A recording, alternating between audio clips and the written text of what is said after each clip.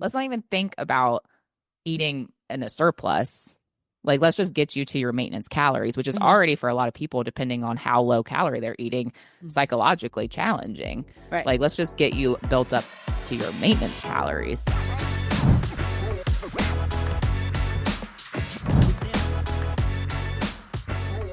I know there's a lot of discussion out there about deficits, maintenance, and bulking. And for most women, they are terrified of getting too bulky while bulking, but they don't understand the benefits from it. Well, if this is you, welcome to the Mindset Mirror Connection podcast. In today's episode, we have amazing coach Megan Hardy, who is going to talk all things bulking, including misconceptions, ways to do it properly, and answer any questions we have, because I actually have a lot of questions. So if you're ready, listen up and lean in as we elevate your mind. Welcome, Megan. Hello, Megan. Hello. Hi, guys.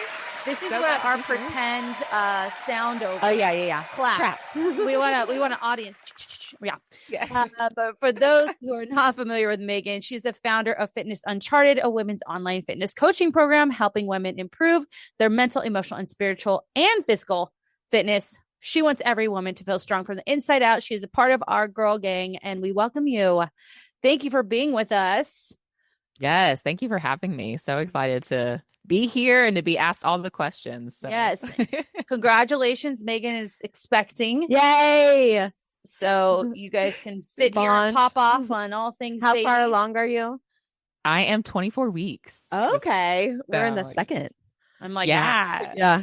Which it sounds crazy because I'm like, oh gosh, I can't believe I'm 24 weeks. I'm like more than halfway. But then I'm like, oh my gosh, only halfway. Yeah. I know that feeling. Yeah.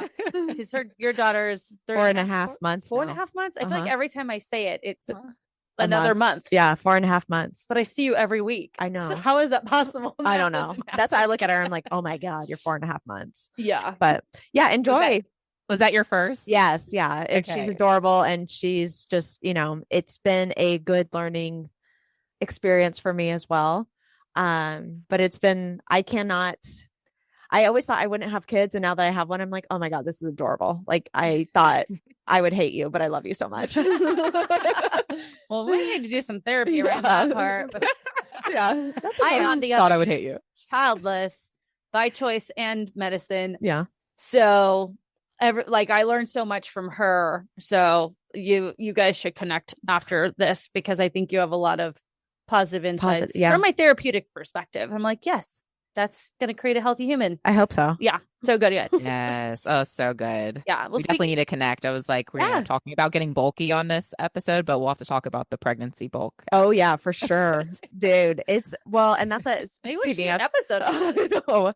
We talked about the pregnancy and going through postpartum and just like your mindset shifts during it. Because for me with the pregnancy, I just thought of like, this is like people you'll see like, oh, it's bulking season when they're pregnant. And I'm like, yeah, but it's kind of different because you're like, it's just focusing on like, what do I need to do to like create consistency and figure out like the self-compassion that I can give myself. Like, especially, I don't know how your first trimester was, but it was like rough. Right. And you're just tired. And I thought like, okay, if I can go ahead. People are going to hate me. I had a miscarriage prior to this. That one I was at 12 weeks. And then my first trimester for this one too. Both were boys, and maybe I attribute it to that, but they were not bad. Really? Good for you. So like knock on wood. Yeah. Right. Which is funny because one of our clients just had her baby and she was really sick for the first trimester and you were too. Erin? Yeah. And she had a girl. Oh, she did? Yeah. Oh. So. Yeah, it's not. Well, I wonder because they say the girls like with the hormones, like because they have so much more hormones, like that are more female, that sometimes that does play a role. But well, speaking of females and hormones, let's talk about what you came here to do. I am so excited to talk about this. So I was talking to Amanda prior to this. So I've been at maintenance since the beginning of the year, roughly around 2,400 calories. Then I decided to do a mini cut. And surprisingly, in my mini cut for 3 weeks, I came down to 1,800. The scale actually went up, which was so interesting on average over the 3 weeks, which I was like, That's interesting. And when I was in my maintenance phase, the scale was lower. Mhm. And I'm like, this is so interesting. And this is obviously something that our clients struggle with. Now, for me, I'm like, I'm doing everything I'm supposed to be doing. I still have to do my like photos and measurements and stuff. But I was just like, I can't wait to talk to Megan and see maybe I'm doing something wrong here. Like, I don't think I am, but I'm just interested in this, especially because you've done a bulking phase back in the day. And so this will be really helpful for women listening. But I think I want to start with, you know, from your experience, you know, how do you convince someone, a woman, we're laughing, a woman specifically, to bulk? How do you do that? Yes. Well, actually, so I was telling you guys before recording is I have a podcast episode called Bulking Without Getting Bulky. And I was like, I want to use the word bulk because it's such a trigger word for women. It's such a trigger word, but like redefine it of what that is or what that can look like. Because I think when we think of traditional bulk, we often see like on social media, someone like put on a lot of body fat in that process of a bulk. And they show the like pre-bulk picture and then the bulking picture. And every woman's like, I don't want to have to go through that to get to, you know, to where I want to be. But there's different ways that you can bulk. So I first like to share that. And first and foremost, for a lot of women who think they may need to actually lose 10 pounds, you may not actually have 10 pounds to lose. Right. If you are, you know, doing body recomposition, losing fat and building muscle, you may not actually see a 10-pound change on the scale, but your body composition is going to look different with less body fat, more muscle. So I have a lot of questions for you too, Christina, with your like 3-week mini cut. I know. But I don't have a lot of fat to lose. I know that to be true. So, but the other thing too with the bulk is you don't have to do it super drastically. So that's where, like, for me, a lot of my bulking came from, and when I've put on 30 pounds over the last decade, well, now more now that I'm pregnant, but we're not counting that. But, you know, building muscle slowly over time, that bulk was a much slower process where I didn't have to do kind of more, definitely didn't do a dirty bulk in that sense, but also didn't have to do where it's like this crazy weight change and weight fluctuation. It was just slower and less drastic over time. Wow. So we can talk more as far as what that actually looks like calorie wise and whatnot, but it doesn't have to be as extreme as I think social media sometimes tells us. And people are like, I don't want to be the Michelin man. So do you feel like getting the client buy-in, circling back to the original question, is more so of the education piece is the foundation, and then going like just so what I'm hearing from you is educating first and then really kind of chipping away instead of being like, look, you don't go from like, we'll say 0 to 100. We go from like to 25 and see how you feel and then go from there. 1,000%. Okay. That's where I'm like, we're not going to 0 to 100. You're going to be a part of this process and journey with me. I'm not just going to be telling you what to do. Like, oh, you hate your body right now? Okay, let's just keep going. Like, just like we're going to be, you know, we're going to be going through this because psychologically that's important too. Sure. I know you guys can appreciate from the mindset therapy side of things. Like that is important. Like your mental health through this process too. We don't want you to hate your life and be miserable.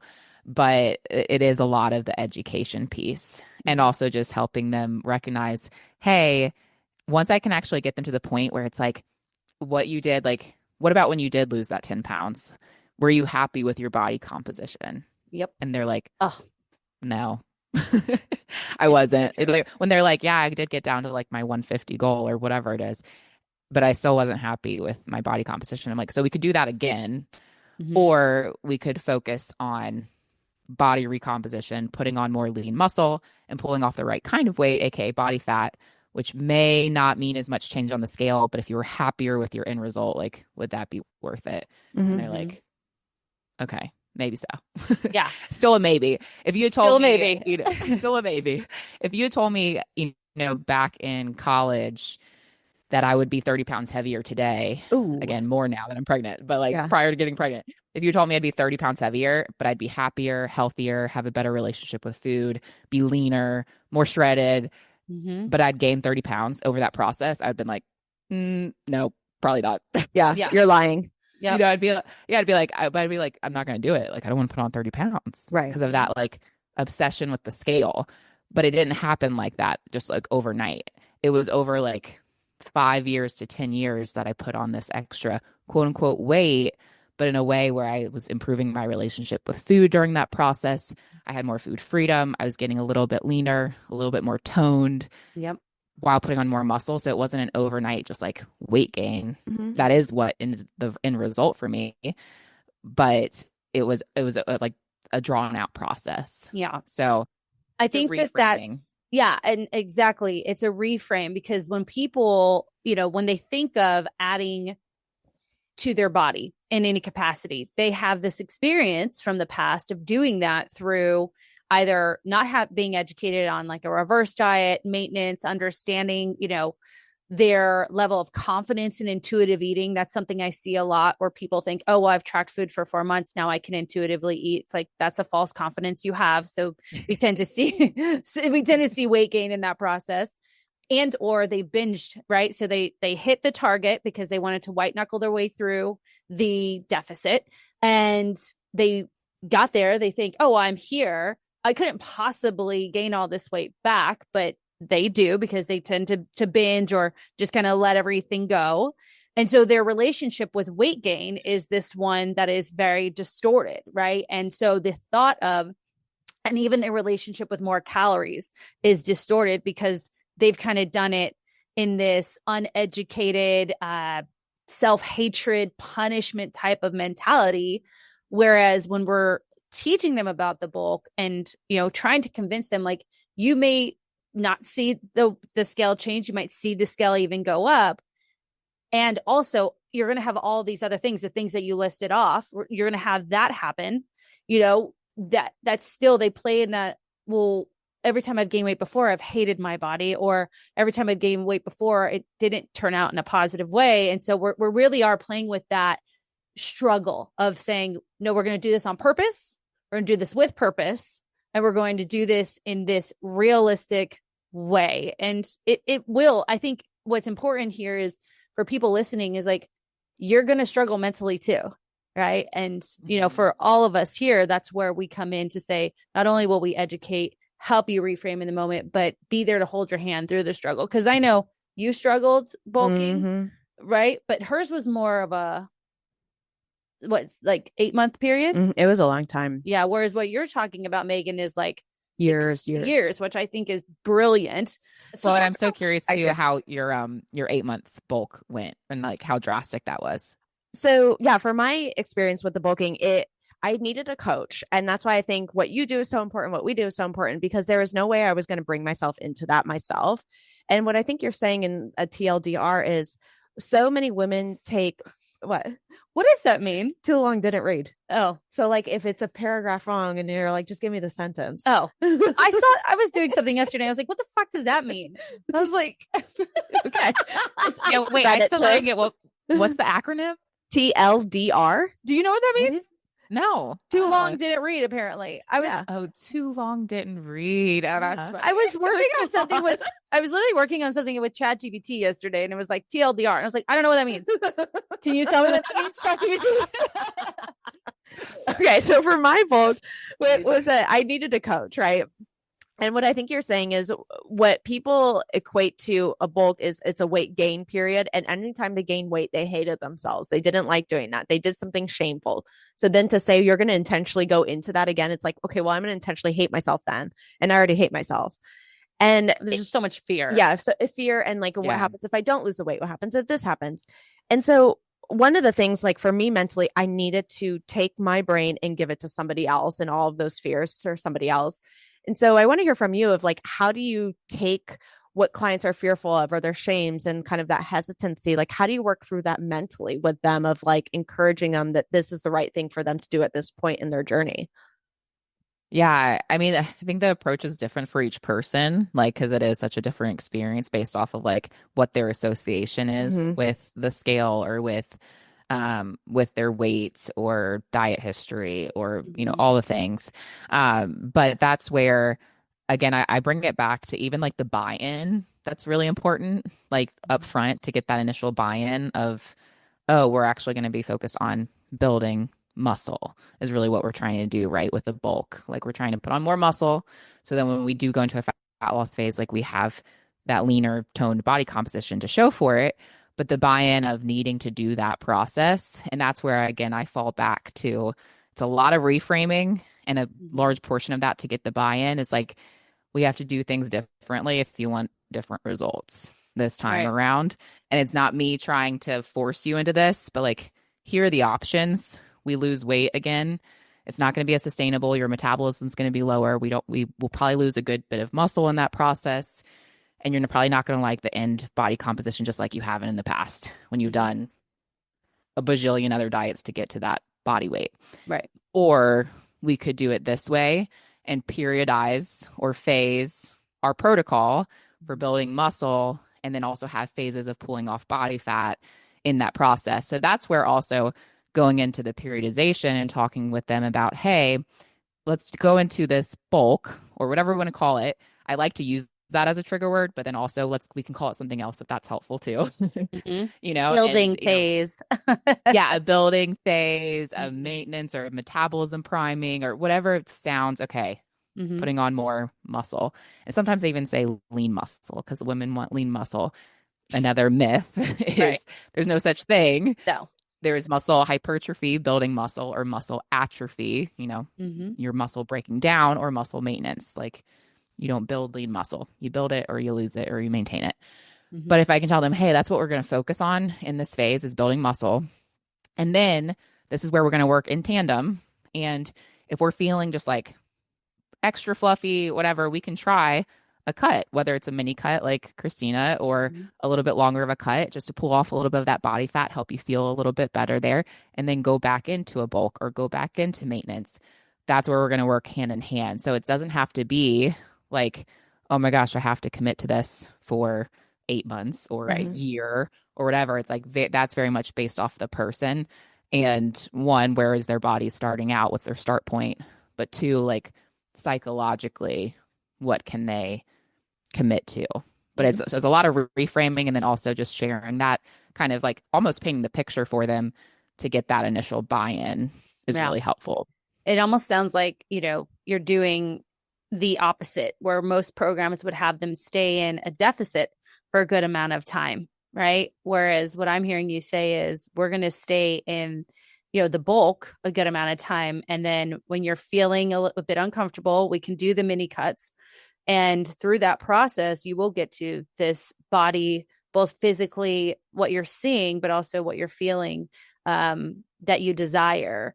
And I love that idea that you're flipping it on its head and seeing obviously results from that. And I think for our audience, you know, that's really important to hear, because we do this as well. I have a few clients who traditional, you know, deficits weren't working. I mean, they were doing all of the things, but they're also women, I'm thinking of two, that naturally just have more muscle, right? They are ex-athletes. They're people who don't have as much body fat to lose. And so while, you know, we needed to focus on, you know, just they're in their brains, excuse me, they thought just deficit, lose the fat. It wasn't working for them. So I've introduced this to them. And while, you know, one of the big things that we're focusing on now is like, what does it mean to not step on a scale and see it go down? Because for so long, that was something that mentally they were expecting. So one of them is actually journaling each day, like what progress she has, or not each day, like a couple times a week. What is progress that's not the skill that she's starting to see in this bulk phase. So what question, because you're talking about the type of client that you would take through that, is there a particular client that you take through a bulk, like they have to meet this criteria, or is it all clients eventually go through it? I was actually going to mention that because you made a good point, Christina, because I'm like, if you're talking to the client who is leaner, more athletic, already pretty muscular build, that kind of thing, you probably really need to go into more of a traditional bulk to then go into a cut or fat loss phase. If you're talking to, or the person listening is does have a more significant amount of weight to lose, whatever that looks like, if that's maybe 30, 50 pounds, 100 pounds, actually more weight or body fat to lose, that's where you actually can, like the age old question of can you lose fat and build muscle at the same time? The answer is yes, depending on the person. So like that person who has more weight to lose, let's say they're brand new to training. They haven't been training, they haven't been eating well, they have a good, significant amount of body fat to lose. We could actually start training, eating more quality food, getting their protein up, and put them in a slight deficit. And we could see, like with a scan, a DEXA scan or whatever, they've put on muscle and they've also simultaneously lost weight and lost body fat in that process. That's that person. So the answer, that's where like fitness is so great, because it's like, well, yes, but it depends. Right. It always depends. So if you were talking to the person, like a lot of y'all's clients, where there might be on the more athletic side and they're leaner already, that's where I let them know, hey, we're probably going to need to do really more of the periodized approach of focus right now is muscle, then we'll focus on the fat loss. We may not be able to do them at the same time. So, and go ahead. I was going to say, I think that's such a great point, because I see a lot right now of like, how do I lose fat and gain muscle at the same time? And it's like, you got to learn that dance pretty well, homegirl. And even then it lasts for this amount of time and your whole fitness journey. So let's kind of figure something else out and go that route. And then we'll circle back to how you do this at the same time. Yeah. Well, and also to the point of like the scale and getting like the buy-in even on for the leaner, more athletic client already starting out, they might see an uptick on the scale, and like even reframing that of like, that's not necessarily a bad thing if we're putting on more lean mass and you like the end result. Like, it's funny, one of the things that most women, when I was going through my journey of quote unquote bulking, aka building more muscle, getting a little more lean, they would comment on my arms. Right. And I was like, oh, I love your arms. Thanks, girl. But if I had told them I can't fit in half my shirts anymore. Right. Like, so because they have grown in circumference. So because I have biceps now, I have triceps, I have delts, like I have shoulder, right? So like these 2B noodle leather jackets ain't working anymore for these arms. Yeah. It's So, fit girl problems all day. Jean jackets can be a struggle sometimes. Oh, I know. Yeah. You feel like the Chris Farley. Yeah. Like, yes, you do. And you're like, okay. Girl in a But little that goes back to the mindset piece of this too, that we were talking about earlier, is like, you got to be prepared, like, because, one of the things that we use to measure client progress is how are your clothes fitting.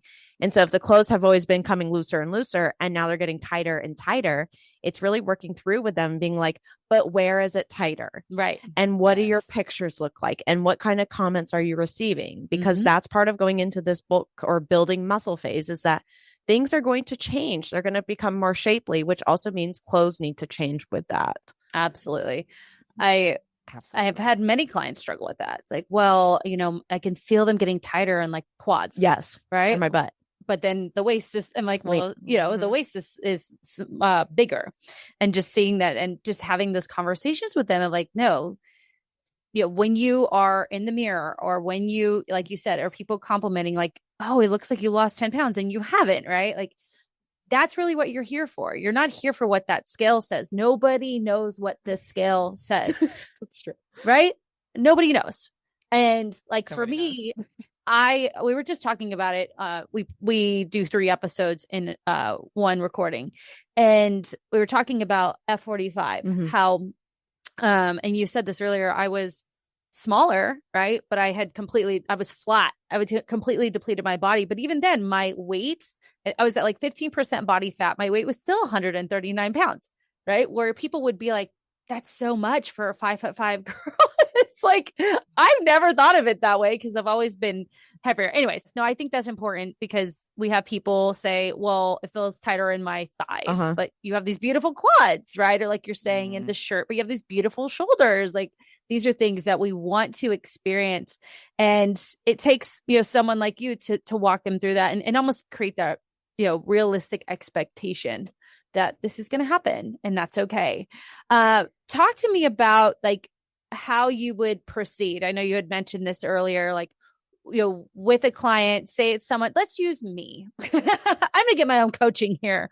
Someone who has, trained for 20 years, looking really just to change body composition. Like, what is kind of the approach to someone that is a little bit more advanced? Because I think a lot of our audience is more in that intermediate advanced stage of life. What recommendations or education can you give to them? Yeah. And one thing I want to touch on too, real quick on the mindset side of things, like reframing, like even measurements, because, obviously looking not just at the scale, but also like people are looking at measurements or progress pictures. But this is where really just looking at the progress pictures can be really, really helpful. Yep. Versus even the measurements, like we talked about, like, yeah, okay, the circumference of things might actually get a little bigger, things might get a little tighter.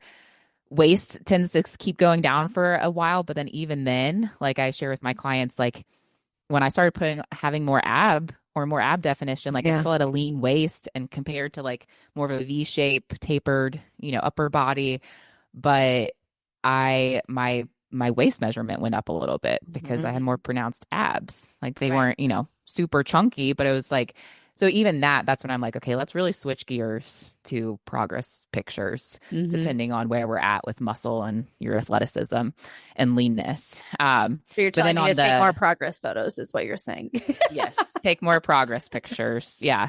And then also, the feedback that you're going to get too of like, we shouldn't be relying on our external validation, but you will hear it more and more. When I had my what I call my noodle arms, I never got compliments on my arms. When I had, skinny noodle arms, like, no, but like then once I started putting on more muscle, I'm like, I heard it. And so if I was just looking at the scale or if I was just looking at measurements, I'd be like, I'm backtracking. So the further you get in your journey, and for a lot of people, y'all's listeners and who y'all work with, it's reframing. Like now we're probably not looking at the scale so much, and we're probably not even looking at measurements all that much. Yep. Your client comes to you, you've been working with them. What are next? You're going to go into a bulk. You already had the chat of like realistic expectations, mindset reframing. Now, what do you do like with calories, macros? Like, how do you approach that in that sense? Yeah. I tend to go a more slow, like less drastic approach. Like I kind of mentioned at the beginning. So like this could literally mean, and again, it depends on where the person is starting out. But a lot of people whether they're really lean already or they have a little bit of weight to lose, oftentimes under eating or starting out at a lower calorie range than their maintenance. So this is where even if I get a client eating at maintenance, that can almost be like a bulk for them, like in the sense of, building muscle. It's because we have them eating enough fuel. They're going to be putting on muscle just simply being at maintenance calories, not even in a traditional bulk sense of eating in a surplus. But it's going to be somewhere. So for me, it's a lot of clients are needing a reverse diet or increasing calories. So it's getting them to their maintenance calories or maybe a small surplus.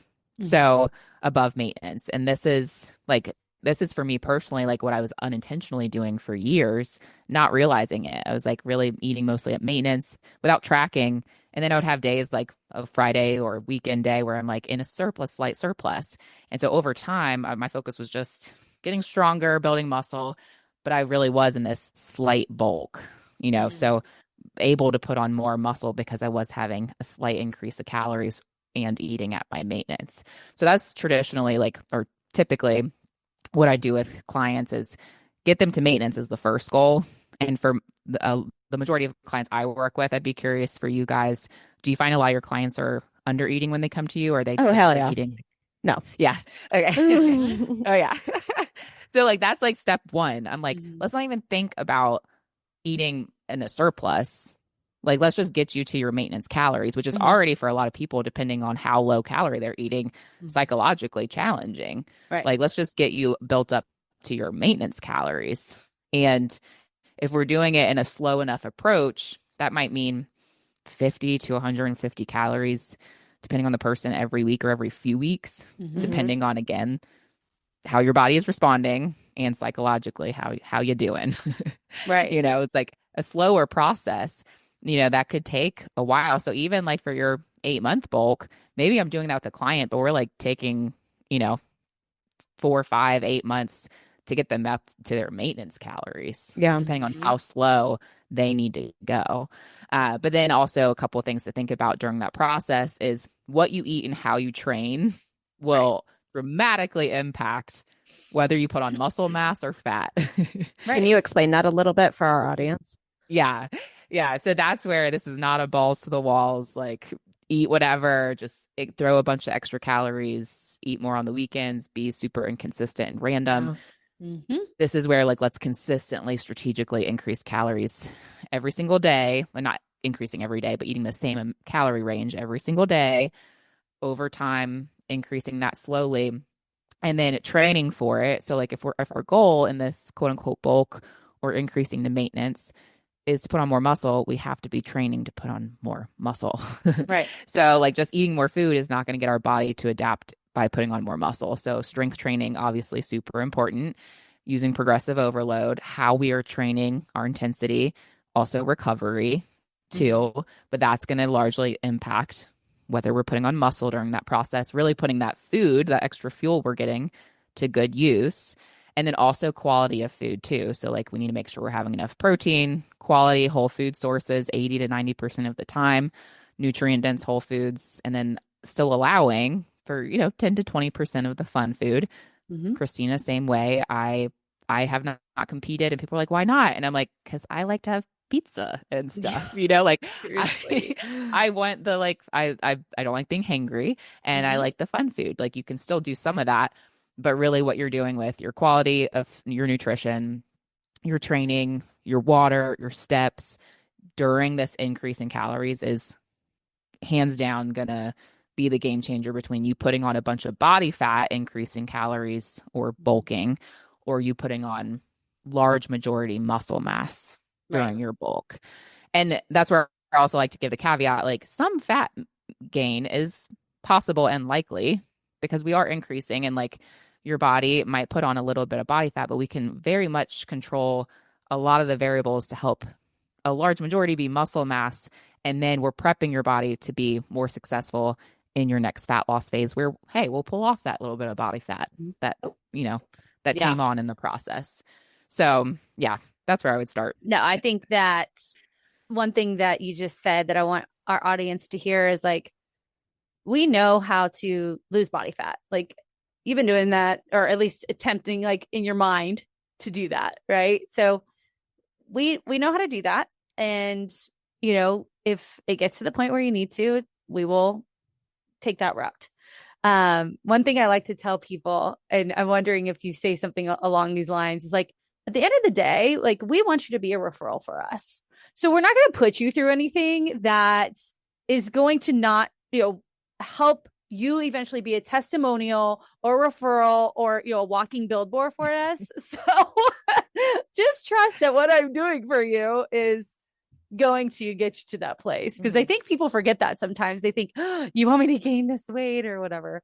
But I think it's so, yeah. Well, and I think that's important too, because a lot of the times I see people, even in maintenance, and I'd love to hear you on this, where they just go into that balls to the wall mentality, and that's why a part of our program is really trying to get in front of that kind of all or nothing thinking, on track, off track. But they think I have all of this food that I can eat or these calories. And it comes from, they think, oh, I can drink a bit more now, or I can have a bit more of, the meals out. And technically, yes, you can. But at the end of the day, say that someone's when you were at the peak of your bulk, how much higher over maintenance were you eating? How many calories over maintenance were you eating? For me personally, I wasn't tracking during that time. Okay. So, I mean, it was probably very varied a lot depending on the week or the day that I was like over. Yeah. Like for my clients, I'm like, we might be in 150 to 300 calorie surplus over maintenance. Right. Which is like 2 cheese sticks. Yeah. It's nothing. Right. But that mentality of like, I have all this food so I can eat all of this indulgent stuff. Now, again, we want you to have that. But I think that was something you said that's so important for our listeners to hear, it's not a balls to the wall, because if that's what you end up doing, then you are going to get the results that we've talked about people are fearful of. Yeah. But the Oh, and I quality think food that's where strength training.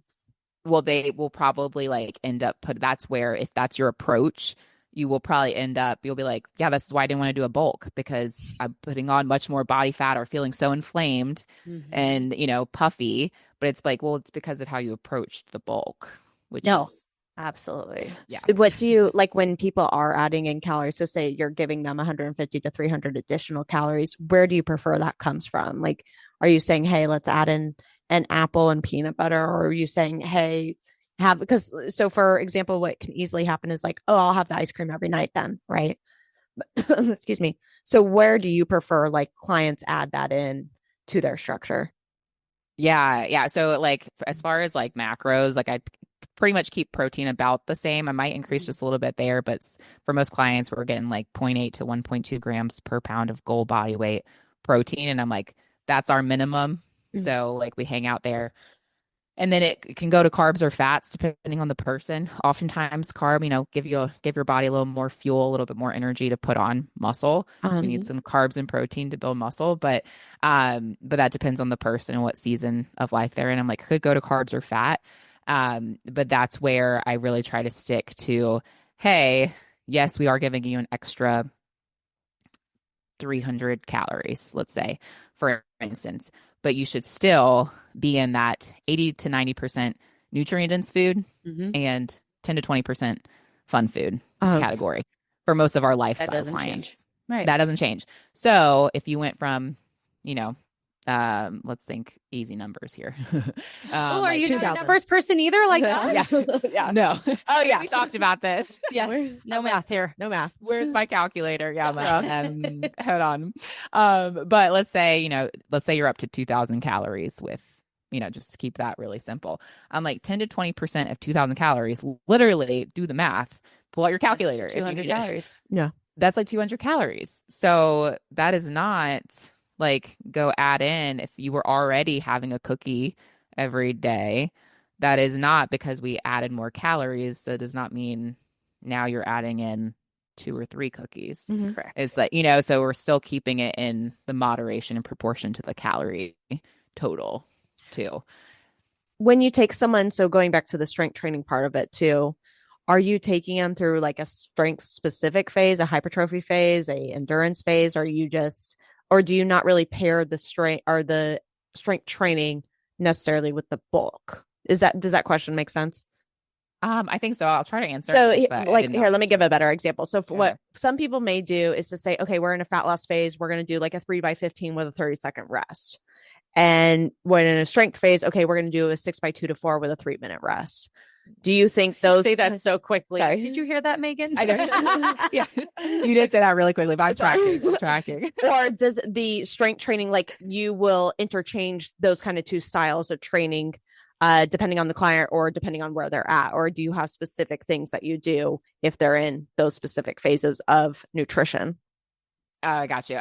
So as far as like, what I'm looking at is the progressive overload. And like, because you could, depending on which school of thought you come from, I'm like with the reps, rep range and, higher rep, lower weight, lower rep, higher weight. I'm like, at the end of the day, it's about progressive overload for muscle hypertrophy.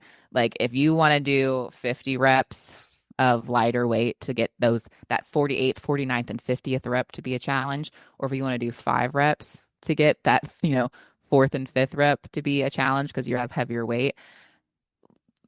800 ways to skin a cat. Okay. Right. We're going for is the muscle hypertrophy. And for building muscle, we need to use progressive overload. So that's more person dependent where we'll change that up some or like volume or rep ranges based off of like, do I have a client who has some joint pain or issues? We're probably going to do a little higher rep, lower weight versus someone who, and also is one of their goals, strength, to be like more like powerlifting and strength. They really want to see how much they can push in a barbell, back squat. Then, okay, we're definitely going to go lower rep, a little higher weight. But that, like, really we're focused on progressing that for that person over time paired with the nutrition piece. Got it. So I'm like, because, yeah. No, that's really interesting to me.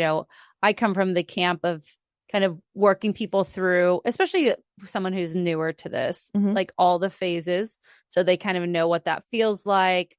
I think a lot of us kind of live in a certain type of training, especially if you've been doing it for a long time, that you prefer.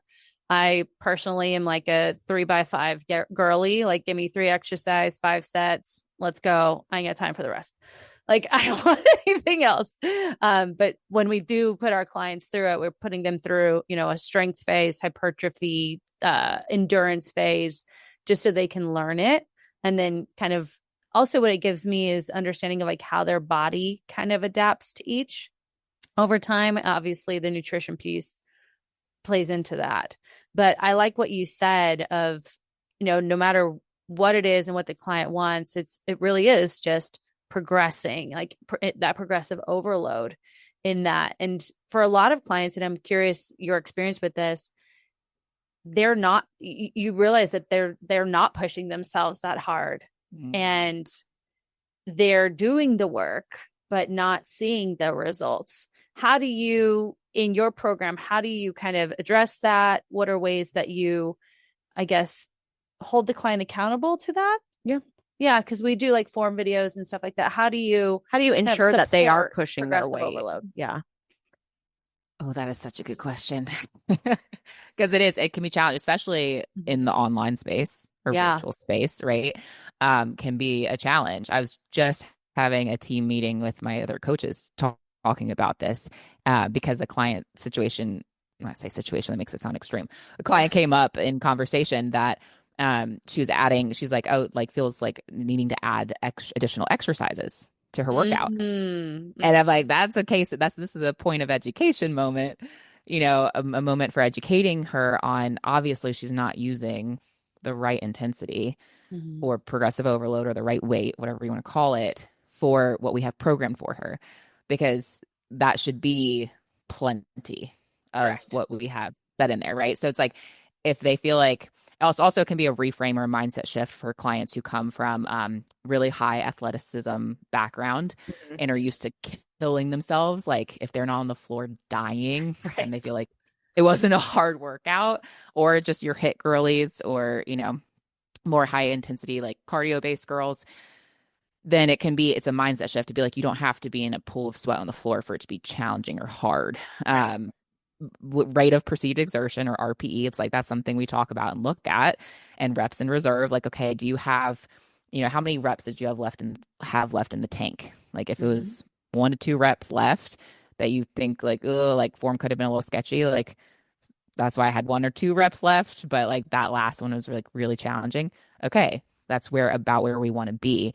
But I oftentimes on clients, so we do form checks too, and then they can log the reps and the weight that they used in our app, so we can track that with them over time. But if I see a client rates a workout an RPE, or rate of perceived exertion, like a 5 out of 10, I'm like, okay, what's going on here? Right. I'm like, I do some of these workouts myself, or I've done them. I'm like, that workout is hard. I know that's hard. It can be hard.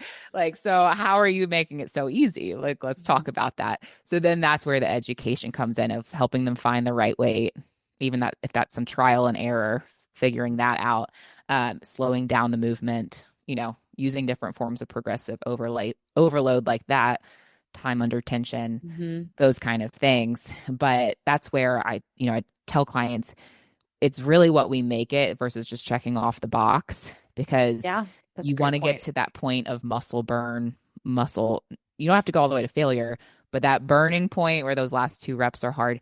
I'm like, for me, I don't think, I don't typically, I don't really take many classes now, but like group fitness classes, like a sculpt class or whatever. I'm like, I don't find it particularly challenging, or for me, it's not my favorite modality to try to get my resistance training in. But guess what? I could make those 2.5 pounds hella heavy, right, in that group fitness class, because I'm gonna slow it down. I'm gonna, I'm gonna find ways to make it challenging. So that's what I always say for clients. Like, that's the goal in your workout, no matter what the workout is. It's figuring out how to get yourself close to that point of failure to make it a challenge. Instagram or whatever, wherever, Pinterest is going to have like a ton of different exercises. You could stick with the basics, Yep. you know, your basic compound lifts and things like that, and just keep it super simple. I know it's not sexy, but like if you focus on pushing yourself with those things, like you're going to see the progress. Yep. So I love it. That's why we're on the same team. yeah. I had a client recently. She's like, I just can't progress in my Arnold press. I was like, well, then that's exactly where you need to be. I think people think they need to have like a PR every time they show up in the gym. And I use myself and my squat. I'm like, no, there was months where the PR was, I felt a bit more like safe and secure, not safe and secure, but more steady or sturdy. But the weight's not changing. The reps aren't changing, but the way I feel in that movement is changing. And it's one of my favorite conversations to have with people is like, I can't progress, week over week in this. I'm like, then we're exactly where we need to be rather than the clients like, I had a PR every week. And I'm like, no, that's not where we need to be. So, well, shoulder raises are the classic example of you do not always have to increase the weight or lateral raise. Like client was like, I could only do 8s. I'm like, welcome to the club. Yeah, that's why I'm like, I was there thinking like, I think I'm still at 8s. Like, because even then I'm like, okay, then I'm just using my traps. Come on, right. So good. Yeah, I love it. No, I love this, and I appreciate you allowing me to have some coaching from you in this process. I always tell clients. What was that? I always tell clients like coaches need coaches, man. We all just need like someone else to look at us. For sure. Well, that's what I was telling her earlier. Like we always talk about our own stuff and our own insecurities. And at the end of the day, for me, while this data is coming in, I know I'm doing exactly what I need to be doing, and everything that you're talking about, I'm like, yep, check. I just need to get the photos in, I think, more often. Mm-hmm. So for clients listening, like even if we are, if you are doing it the right way and seeing the bulk, are going through the bulk or even maintenance, like just know, like remind yourself, I'm doing what I need to be doing. I'm, feeling my body in a way that I'm supposed to be. I'm doing the workouts. I'm finding that balance. Everything will be okay. And Amen. For those of you listening, bulking should not be scary. It's definitely something that we've all done. It's really fun. And you see results that you've really never seen before in your life. When you were bulk, I mean, I look great. She was shreddy. Yeah. I was like, damn, girl. I know. And I think people thought you, and you too, Megan, like, I think people think that you are both like killing yourself, like starving. Yeah. No. I was eating, I think 2,800 calories. Yeah. Which is ironic now because I'm eating 2,900 now. Yeah. 2,800. Yeah. Again, my highest is 24. Yeah. In maintenance. I think I need to push it a little bit more. Listen, you better watch out, ladies, because if that happens, it's game over. Just kidding. Game over. It's game over. Yeah. I'm just kidding. Awesome. Well, tell everyone where they can find you. We want to promote you, the podcast, all the things. Oh, yeah. The best way to reach me on socials is Fitness Uncharted. I'm on like Instagram, TikTok, all those places. And then the podcast is The Muscle Makeover. It's all on Apple Podcasts, Spotify, wherever you like to listen. We love to listen to it. Awesome. Yes, please go follow Megan everywhere you can. She's got wonderful information. She's, again, part of our kind of girl gang. We got Michelle now. Michelle, Carol, Megan. Just adding to it. We'll Jordan, Dr. Jordan. Jordan. Yeah, we're slowly. Our goal is to change the industry and help women understand you don't have to starve yourself, punish yourself. There's other ways of doing this, and obviously, we're going to add the mindset piece to it too. So, great. So check out the show notes to make sure you give her a follow. If you haven't already, make sure to hit that follow or subscribe button wherever you're listening to or watching this podcast. And you could check the show notes for all the ways to see our faces throughout your life. And other than that, we're going to leave you the same way we do every episode. What you say in the mind, you see in the mirror. Bye. Bye.